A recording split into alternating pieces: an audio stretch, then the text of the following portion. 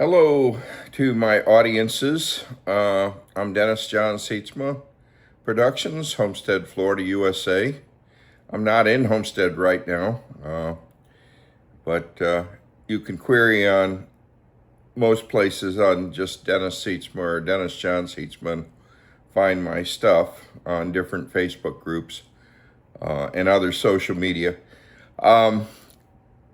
Today is the 14th of August 2026, and I wanted to follow up and make some corrections to my prior video segment or production.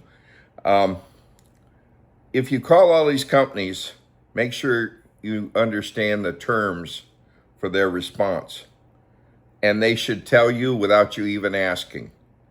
But you know, they may show up and then say, oh, you owe us for the service visit. So if you call 20 companies and 20 show up, guess what? You may be on the hook for something. But most companies will come out and do an initial assessment just to get a new client and ask about a new client discount if you hire them. And if you have 5 of them show up, tell them to wait in line, because it's better than none of them showing up. And you don't know the backlog of the different companies. So as a consumer, you really don't have any choice except, before you have a system failure and go to panic city on your heating and cooling, you need to have a list of contractors even before then, and do your research with the Better Business Bureau and Chamber of Commerce and with your friends and neighbors. Sometimes talking to your friends and neighbors give you the best advice. I recently helped somebody in the development that I'm sitting in right now, and it was an elderly woman living alone, and her system went out. And that's a long story for another time. But I did mention in my other videos that I'm an inventor, and but I don't have time to talk about that in this video because I want to stay on subject. I want to stay talking about after the contractor shows up and the service company. Okay, they've all shown up. 1 of them, 2 of them, 5 of them. You need to find out what are they going to charge you for if they do an assessment before you let them in the door. You need to know about that. And if there's a fee, you need to know if the fee is applicable to repairs. So if they charge you X amount of dollars to show up and do an assessment and tell you what they think is wrong. And there are false assessments. Really, to do a proper assessment, you need 2 techs, one to monitor the air handler and the other to monitor the condenser. And we'll get into technical terms later, but that's the most common home system that I'm describing in the United States at the time of this video. And anybody with one of those systems should consider mini splits if you can afford to have the electrical reworked to allow you use of mini splits that give you more control on each room as a ductless system. Now, later we'll talk about efficiency ratings, the SEER 12 to 24, and why you may not want a high efficiency system as opposed to what you can buy at random on the cheap for your emergency. And if the system lasts 40 years, like I had one system that lasted 40 years at one of my properties. 1984, I built a house in Homestead on the farm, and I didn't have any money, so I had no choice. I had to get the cheapest thing I could get.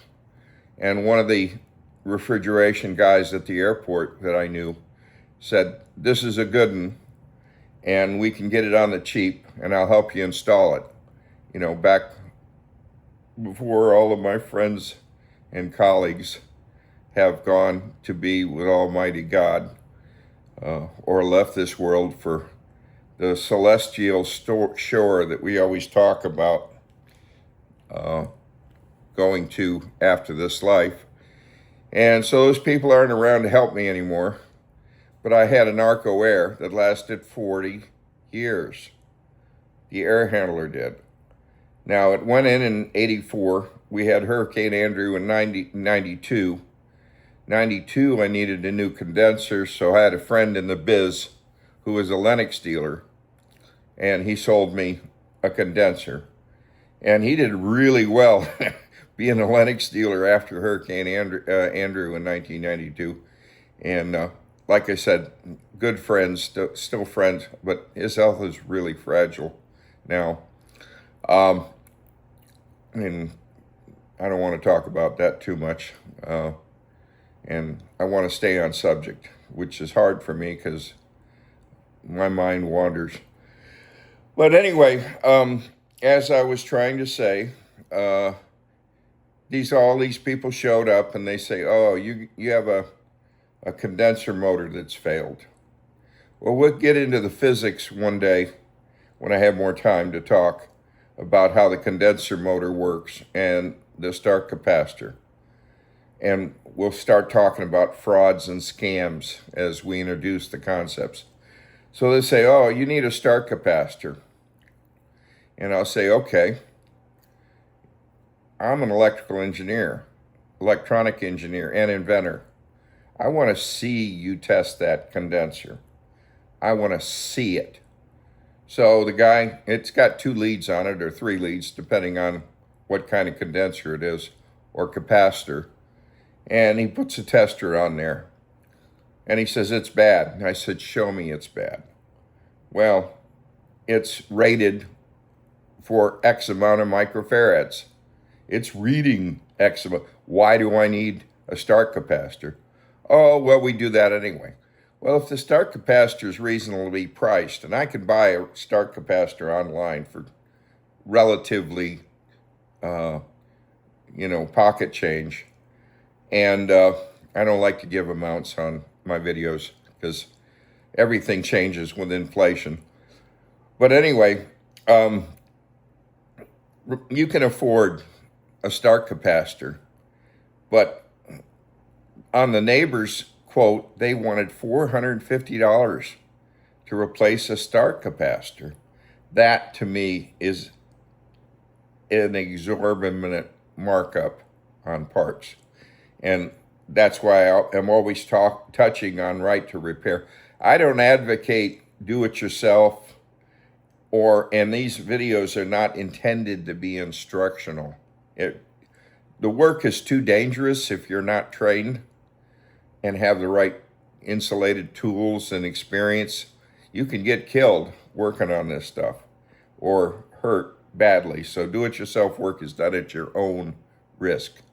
And I'm not a legal expert, so that's why I'm saying you got to talk to these contractors to find out your obligation from their mouths. Let them talk. I tend to talk over people, and I'm criticized about it all the time. But anyway, we'll get into the frauds and scams, but one of them is start capacitor. Make sure they show you how they're testing it. And don't leave them alone. I know they like to be left alone. Don't leave them alone. Tell them they can use the facilities if they need to use the bathroom.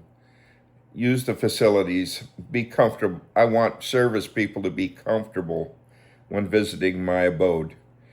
If you need to use the can, go for it. I have Lysol. I know my sense of humor is lousy. But anyway, the other scam is you're low on refrigerant. Well, tell them, I want to see the gauge readings. Show me. Explain it to me. Teach me. I want to see the readings and I want to take some pictures of the readings, because a lot of times you don't need a pound of refrigerant, and the markup on refrigerant is insane, in my opinion. Again, it's my opinion. But, if they're paying $20 a pound and they're selling it for $120 a pound, to me, that's a lot of markup. But that may be usual in the trade. I don't know. And again, this is a dated, specific to August 14th. Because you could buy your own refrigerant. You can tell them, carry on, and I'll get my own R410A or my own R422, and that's why I say don't use the word Freon, say refrigerant, because there's many, many, many refrigerants. And it should be, take a picture of the placard on your condenser, and your air handler should say if they use R410A or something else, or R22 for the older systems, or A, B, C, D, E, F, G. So, if they say I need a pound of refrigerant, say, no, I don't want to overcharge the system. Well, how do you know well, number one, it's not cooling efficiently or enough, and that's where your infrared temperature gun, you can buy it online for under $25, and most auto supply stores sell it now for $10 or $15. You point at the register and you see how cold the air is coming out of the registers. The place I'm sitting right now, the system's working properly.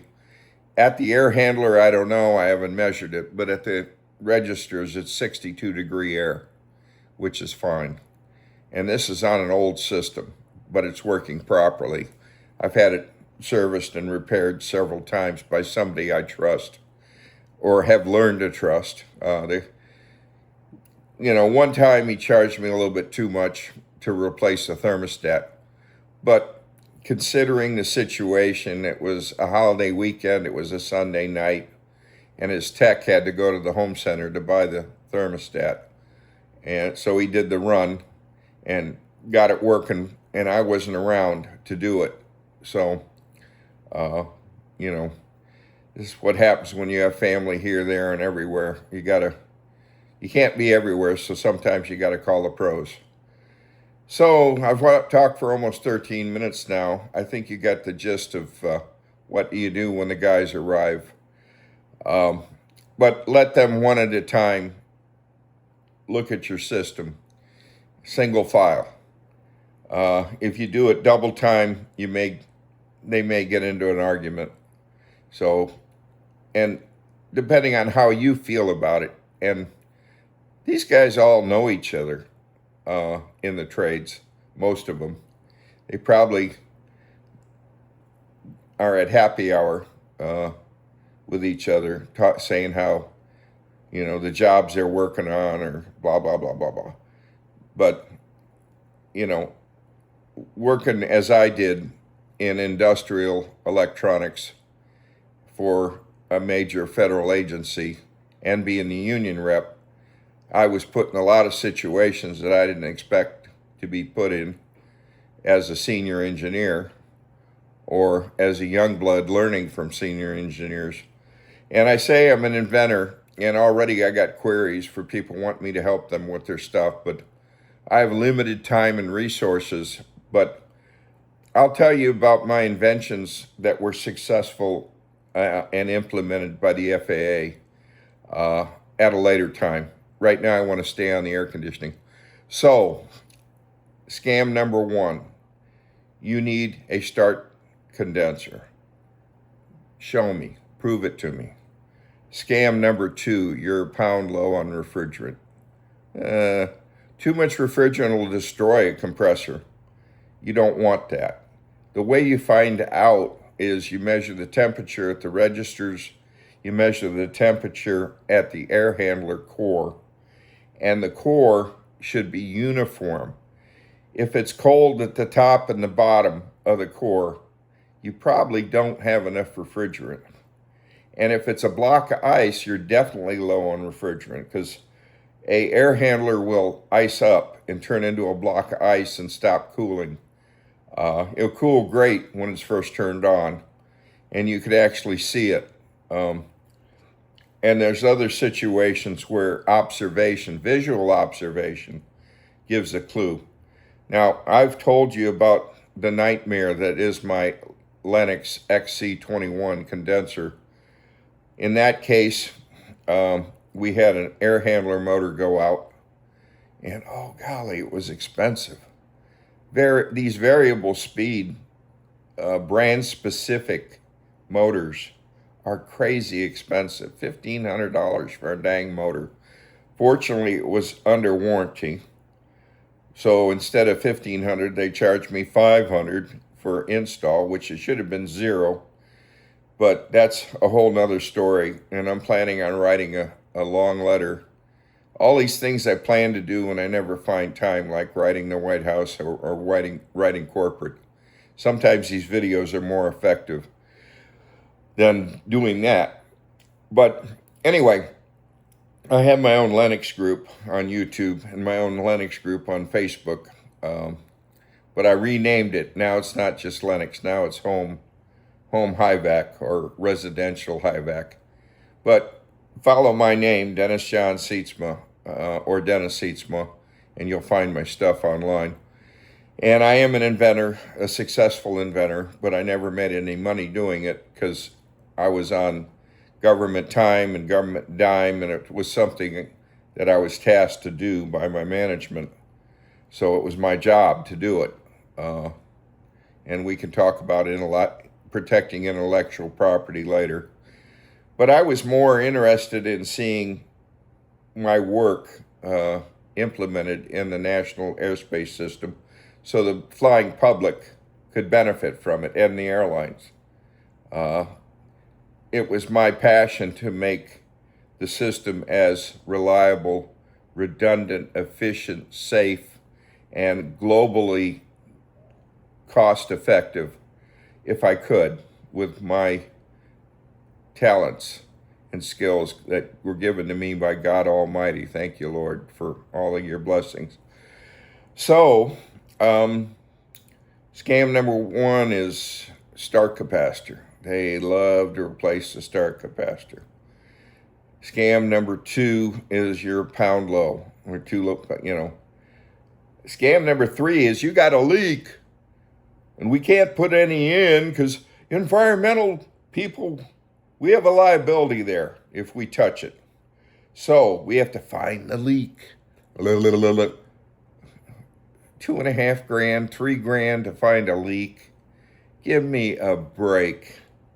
And I won't so say thank you and have a nice day. You can submit your proposal to me in writing, email it to me, or send it to me snail mail. I actually had a company say they were going to email it, and they didn't for a home service. So I'm like, well, throw it in snail mail. And they're like, oh, that'll cost us a stamp. So anyway, I don't know. Every company's different, every state, every country. I'm not a legal expert. I'm not giving you legal advice. I'm just saying what you can do if you want to. This is your decision, audience. I'm just a guy on a couch trying to tell you what you can do and see how it works out for you. Post a comment. So, scam number one, you need a start capacitor. Scam number two, you need a pound of refrigerant. Scam number three, you need a new condenser motor or compressor.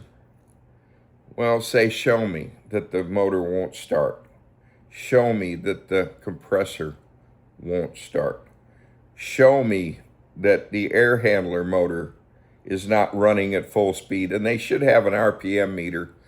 And that was my problem with the Lennox. The guy replaced the air handler motor and didn't check top speed. Well, mine was a high efficiency system, and it wasn't running at high. When the system shuts down, the motor goes to top speed on the air handler to scavenge. I have trouble speaking sometime. scavenge the last cold in the system by going at high speed. Well, it was going from whatever speed to high, and the motor conked. It went to 0 RPM instead of high speed, and that caused an imbalance in the refrigerant levels at the condenser and caused an alarm. So the tech, he jumped on the sensors. Oh, you need the sensors replaced, and those aren't covered by warranty, and they're $500. So the guy replaced the sensors, and I still had the alarms. And he said, oh, go figure. And they come up with a blah, blah, blah, blah, blah, blah, blah. Well, you got a leak. You got this, you got that. Well, I said, show me. Put the manifolds on there. Let me see the leak. Let me see your readings. I want to take photographs. And anytime you document, it could end up, in legal if you want to take it to legal. And some of these things I think should be taken to legal. But anyway, in my case, I got the $500 back because Lennox corporate decided that the sensors should have been replaced under warranty, and refunded it to me. So I think what happened with Lennox is they got a lot of bad parts. Their engineering was okay. I loved my XC21, the 23 or 21 SEER rating and the low electric bills, but the condenser motor had pancake motors made in Germany. Should have been the most reliable, the best of the best. Unreliable. Kept failing on the condenser.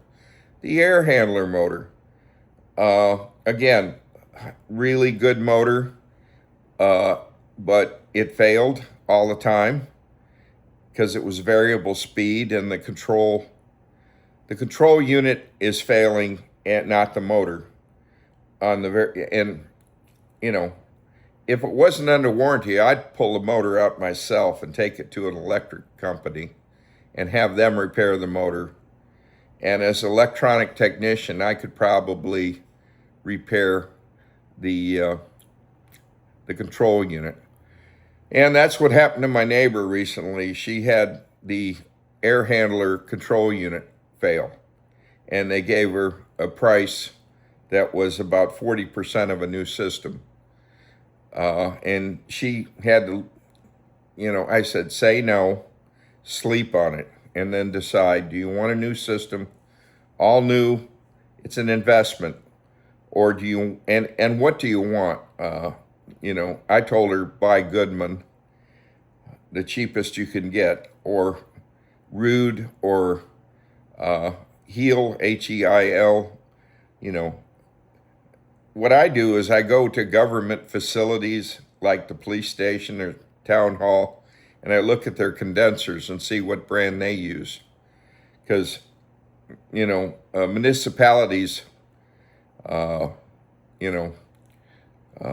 to work on a shoestring, even if they have their own refrigeration people. They need to control costs. And at church, I looked, and they got 25 carrier units at church. So look around town and see what your neighbors buy and how they have their refrigeration set up. So we're at 23 minutes now on this video. I want to talk a little bit more, though, about scams, but I'm trying to think of the other scams. Oh, ductwork. You have black mold. Oh! Well, the service includes cleaning the air handler. So if it's black mold in the air handler, it should be cleaned by the service guy. You don't need a new unit. Now, if it's black mold in the ductwork, that's different. You need new ductwork. And I would look for an upgrade to make sure the cold air makes it from the air handler to the areas, And these cookie cutter developments, they're going to use the flex duct that everybody loves, the insulated flex duct. It's like a plastic hose, but it's insulated. And if it's installed correctly, the airflow is pretty good. But if they did it in a hurry and didn't install the flex duct properly, it can be corrected by somebody who knows what they're doing. And don't assume that everybody that shows up at your door knows is not a salesman. I've had salesmen show up with the techs. And, like in my XC21, I paid $8,000 for it in 2013. I got $1,000 back from Florida Power and Light rebate. And it was supposed to have a 10-year Dave Lennox signature system gold, 5-star gold warranty. Anything goes wrong. Well, the guy I bought it from didn't register the system with corporate for God knows why. And later he was run out of town on a rail. But I think he was probably a pretty good businessman, but he got himself in over his head. And then we had a hurricane in Miami-Dade County. So, Cheap Joe or Cheap Jane, or I don't know if I should even use that, and there might be copyright. Another company, they're out of biz. So I had to go to another contractor. And this time I went with a big service company. Show up 24/7, day or night, and fix your system. But you may pay a lot more than you bargained for, and it won't be under warranty. Because their warranty person is a tough negotiator. Tough. That person is tough. And I had to negotiate. And they tried to give me a lot of razzle-dazzle and gaslight me and flim-flam me. And I said, listen, I know physics. I understand physics. I did quite well in college studying physics. Physics with light, physics with electricity, and I know calculus. I'm not so good at calculus. You can't gaslight me, and I'll write corporate. And there will be an investigation. And then all of a sudden, oh yeah, it's covered by warranty. Duh. So, anyway, Lennox had bad pancake motors in the XC21. They got problems with the air handler. I don't think they've resolved the air handler motor problem yet. And they had iComfort thermostats that died every 12 months, every 18 months, and cost $500 to replace every time because it was like a smartphone. And I think these companies would have been money ahead had they used a commercial smartphone, a cheap one, and done an interface. But, there I go putting out my inventor's hat, and I'm giving away intellectual property ideas. But, now we got those other thermostats that are compatible. And that's a whole nother science. You got to talk to the companies. If I have an ADT system and it's a wave system, is it compatible with my AT&T, the new gateway? Because the old gateway was 2.5 gigahertz and the new gateway is 5 gigahertz. And there I go out throwing but I got to talk about these terms one at a time. Like the gateway. I had 10 different AT&T guys in here and different places, and they couldn't tell me whether it was a modem or a gateway. Some called it a modem, some called it a gateway. Either way, it was fiber. So, and I understand fiber. I'm trained on fiber. The government seen to it that before I retired that I was trained on fiber. So anyway, people try to gaslight me all the time and say, you can try to gaslight me, but you're not going to. And I'll write corporate. And I'll go to consumer affairs in the county. And I'll write the White House if I have to. No, we don't want you doing that, Mr. Seatsman. No. We're going to find a way to negotiate between us, the service company, and you, the client. So, black mold. You may want to go from flex duct to board duct. And what that is, it comes in sheets of fiberglass and they fabricate it on site. And they do the sizing and all that. And I've had it done at one of my properties. And it survived Hurricane Andrew quite well. At the time, I was worried about frayable fiberglass on the interior. Well, after Hurricane Andrew, I found a local company that came out and they put a spray to recondition the interior. And that was like a white mastic that they ran a wand through the duct and they sprayed everything. And man, after that, it strung like bull. Very nice, maybe almost as good as metal insulated duct. Now, metal insulated duct is the gold standard, and there's different metal ducts. But usually those are for industrial, because the average residential homeowner can't afford that work. And even finding a company that does it is not easy unless it's for a big commercial job. Like, let's say a new church is going in, it needs modern air conditioning. So, they want to put in a rooftop, what do they call it? It's on the roof and it is water cooled instead of air cooled. And chillers, yeah. I love chillers. I mean, chillers are nice. I've worked in industrial buildings or commercial buildings like a bank, big bank. On the roof, they had rooftop chillers. And they had a waterfall all the time going. Very efficient way to cool a building compared to air cooling. And one of my properties, when I had it built, I put in extra piping in case we wanted to go to water cooling from air cooling on the condenser. But the piping's there, but I never had that change done because what do you do with all that water in a residential or home? And the water attracts rodents and other critters that you may find you don't want around, particularly the big rodents that are attracted to a source of water.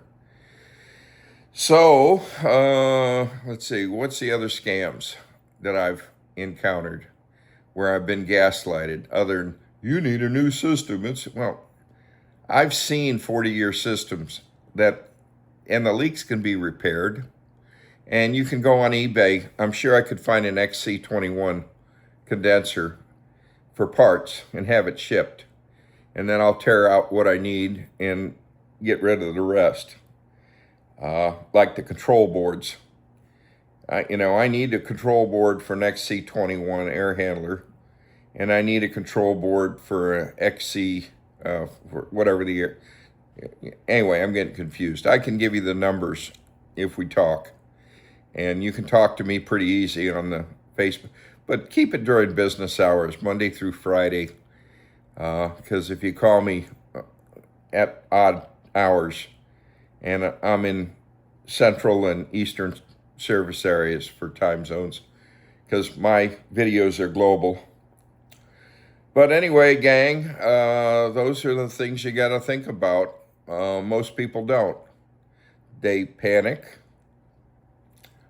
They pay through the nose. And the industry finds that as the norm. As a consumer of their services, I don't think that should be. I think right to repair has, we need to be able to get parts without having a degree in HVAC. We need, even if we hire somebody who's HVAC moonlighter, and those people are around, saying, I'd love to do business with this company, but they want so much money to add a pound of refrigerant. And R410A, you can get 10 pound or 25 pound very easily. And the delta in price between the 10 pound and 25 pound, I said, oops, after I bought the 10 pound, because my system only takes 11 pounds, so if it was totally dry.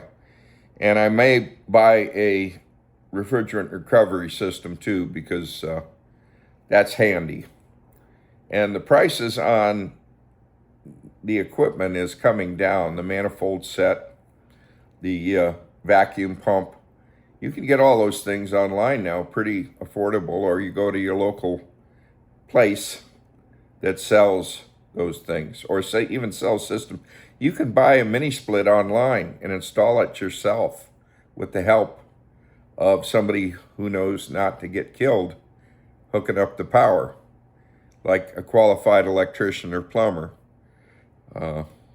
People with skills, VOTEC skills.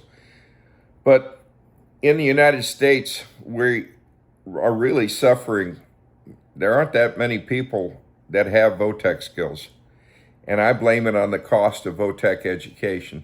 VOTEC was cheap in the 1980s, embarrassingly cheap in Florida. But something happened after, in the 1990s, they said, well, you can make X amount of money if you're Johnny or Jane Hustle in HVAC or plumbing or electric or all three. You could make bank. So if you can make bank, we want you to pay the VOTEC schools bank. And back in the 80s and the 70s, every junior high, every high school had VOTEC and night classes on the cheap for adults. Hey, you get out of prison, maybe you didn't get training in VOTEC, so you got to go to them. And then they built these big VOTEC institutions you can't afford. $2,000 to start and $8,000 for one. If you want to learn outboard repair or transmission repair or anything in VOTEC that they teach. Come on, people, $8,000? Ouch. Well, you could get a loan. Well, loans have to be repaid, right? And the senior citizens and snowbirds in Florida that would attend all these classes in the 80s, they're not going to pay $2,000 to $8,000 to take a woodworking class to learn how to do fine furniture or even basic carpentry. They're not going to pay that. So that's why the occupancy levels are so low. Go to any VOTEC institution, ask them, what are your occupancy? Are you at 100%? No. Are you at 30%? Well, we would be if more gaslighting, more garbage, more yada yada. Anyway, this is another 38-minute video. But before you let the people show up and in your homes, make sure you know the conditions, the legal, what you're going to be obligated financially if you say, thank you for the assessment, goodbye. They may say, well, you owe us for the call, X dollars. And then you'll say, well, if I get your proposal in writing and I agree to it, will it be applied against the repair or replacement? And will, what am I getting out of this? You're asking for my fine money. My fine money. Don't be so generous. I mean, you worked, when I went to work, I was making $1.60 an hour minimum wage. And when I did farm work, it was $1 an hour. When I pulled parsley or, worked for the local farmer, rebuilding an engine, it was $1 an hour. And we had plenty of engines on the farm they wanted rebuilt. And I was learning. And the farmer bought the parts and I did the labor. And I did it the way the farmer wanted it, and, on the cheap. We used a ridge reamer tool instead of having the block board. And boy, some of the engines had wear on them. You could see they never had oil changes done until they kaboom. and then I'd rebuild the engines for them. But I have another group, Mercruiser 3.7 liter, as well as my 4L60E transmission group. And I hope I'm helping anybody in my audience. You don't have to do what I say. I'm not a HVAC expert. I'm just a consumer. And I'm trying to tell you about my experiences. And I help the guys at the airport all the time. And we had some really great HVAC systems at the airport. And the environmental chief there at Miami International, he's retired now, but he did a job. You know, the place was built, and when our systems failed, he upgraded, because the original engineering was standard, and he wanted to save energy costs. So he turned in an employee suggestion with an engineering change proposal to FAA, and they bought it. Because, hey, nothing wrong with being green if it's cost effective. And that's the issue here, is people think you have to spend more money to be green. And, you know, you have to make some engineering decisions as you go forward in time. And, you know, it's like incandescent lamps. You know, in some applications, you want incandescent lamps. I've got some electronics I know about that just aren't compatible with LEDs. And then we went to the CFL lights. And in some applications, those are better than the LEDs. And then you got the LEDs, which are fantastic compared to incandescent in some applications. That's where you have to know engineering to make those decisions as a homeowner. So, what kind of duct do you have now? And what kind of ducts would you get if you had black mold? And if you got black mold, you may have bigger problems, and you need to get with an environmental engineer for an assessment. And that's the last point I wanted to bring up. Before you bought the unit, you should have paid somebody, a professional engineer, to do a proper inspection, because with that report, you can bargain a lower price. Bargain on real estate? Yes, it can be done. I've done it more than once. They want $1 zillion. You offer them what you want to pay. They say, well, maybe I don't need $1 zillion to make the sale. Maybe I can come closer. And you go back and forth until you come to an agreement. Or you don't. You know, sometimes it's better to walk away from a bad deal. A lot of times, especially a project like, you know, buying a used boat. Pay for an inspection, buy a professional. Get an inspection report. Invest in the professional opinion and inspections. If you're buying a used boat, pay a marine surveyor. If you're buying a used house, pay a professional engineer. You may have foundation problems, big money. You may have drainage problems, big money to abate. You can fix almost any problem, but at what cost? You know, and I blame the shuttle disaster, the Challenger 1986, on stupid people making decisions based on concerns other than sound engineering. We were going to make a solid rocket booster in Florida City next to Everglades National Park and ship it on a barge to the Kennedy Space Center, Cape Canaveral, as it was called. And they nixed it at the last hour and went to segmented boosters. What had killed the shuttle Challenger was not listening to engineers, because the guy warned them about the O-rings, the lone voice of dissent. And they said, we're going to fire it anyway, we'll take the risk. And they paid for it with lives. And then later they changed because of environmental concerns, they changed the foam. and that caused the foam to break off and damage the wing with the other shuttle. So we had to scrap the whole damn program over 2 bad engineering decisions.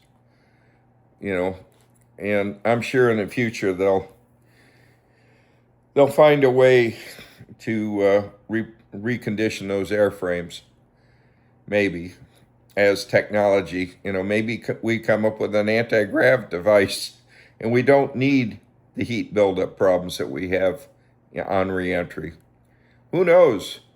It's engineering, people, and as an electronic and electrical engineer, I love studying the history of engineering. And I have so many stories I could share with my audience on YouTube. But if I did that, I would show my ignorance. I hope you like my sense of humor. I know it's a little different. But for so many years, I couldn't tell jokes. When I was a union rep, every time somebody was called on the carpet was somebody told a joke that somebody else took offense to. And here comes management and the union rep to deal with it. And some people did things that were really stupid. And I tried to save their jobs if I could as a union rep. But some people just were hell-bent on destroying themselves. Either they had substance abuse or just bad judgment. But we couldn't keep them in the air traffic control environment. We had one guy, he had a beautiful family. His wife had a job at the bank. He had a good job with the government. He had a bright future. He was smart. I could have trained that guy in so many things if I had the opportunity. But he started coming into work and fighting with his colleagues. And on the weekend, he was driving from Miami to Jacksonville to rob houses to support his drug habit and bring the loot back to Miami Defense. And this went on until he got arrested. And then after that, it wasn't our problem anymore. But management really wanted to keep that guy because he was a good tech. And he knew what he was doing as a tech. But in life, I don't know. I had a friend that was like that. He would get himself into one situation after another that I couldn't, I couldn't be around him anymore. He was a good friend, but he would do things that I just couldn't be around. It put me at jeopardy. And I don't like being at jeopardy. It's too dangerous. I've always avoided trouble. It says in the Bible, avoid trouble. There's plenty of it without trying to find it. So I'm at 50 minutes now, so I'm going to stop, but I think I covered most of the scams. But in the neighbor's situation, I want to finish with that. She decided on a new system, and she got a contractor she trusted. The first company was trying to gaslight her, and only after she got the second company in there did she realize. And she had a policy that was supposed to pay for everything, and they walked away from her. So she's talking about litigating now. And she heard my tips that I gave her, and I'm glad she listened to me because I think she's happier now, but she's still struggling with the cost involved to replace the system. But, she's got a new system. And at her age, that may be the last one she ever has to buy. Although I think she may live to be 100. She's in very good condition for her age. And she walks her dog by our place all the time. By my wife's place, I should say. So, I got to pay for it, but my wife owns it. So, anyway. Sorry to be an old guy on the couch talking. I hope to be back in action soon, actually doing repairs and doing something instead of talking on the couch. But today is my talk on the couch day. And I did want to try to get this kicked off with first the intro video introducing myself for home air conditioning and cooling, and then going to the next segment, which was call for reinforcements, but beware that you know the cost, and you know that you don't have to agree to a proposal. It's like anything else with home improvement or home repair. You get a proposal, and if you're desperate to have the cooling on the same day or the heat on the same day, you may have to make a decision and be a sucker. But fool me once, shame on you. Fool me twice, shame on me. And I've been a sucker in some situations because the situation required that I just pay. I gotta pay and figure out how to pay off the loan after I paid. But these videos make me sad because I see how I need to lose weight. And I've had some eye surgeries recently that were successful, and I've eye surgeries in the past that weren't successful. This eye I had done in Miami back in 2008, and that's another long story. And I'll share that in another video.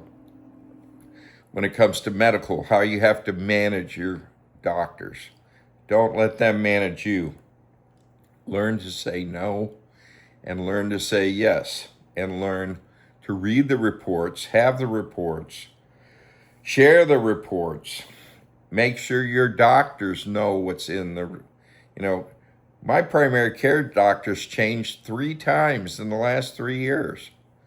And with my chronic health management concerns, I need my doctors to work as a team, not as somebody that reads a report and says, oh, okay.